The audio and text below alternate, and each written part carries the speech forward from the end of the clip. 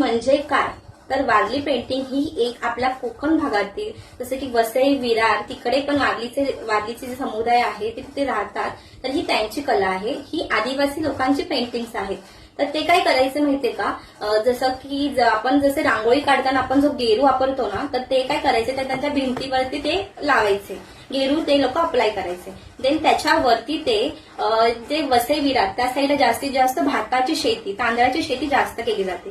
तर ते काय करायचे की तांदळाचं जे पीठ असतं ना तर त्या पिठामध्ये ते झाडाचं जे डिंक असतं ते पिठामध्ये डिंक मिक्स करायचे, त्यात थोडंसं पाणी मिक्स करायचे, पेस्ट सारखं करून ते ब्रशने पेंट करायचे. आता तुम्ही म्हणाल की ब्रश त्यावेळेस कुठे होता, तर जसे की आपण आधीचे लोक कसे ब्रश करताना दात साफ करताना काय वापरायचे, बांबूच्या काठी वापरायचे.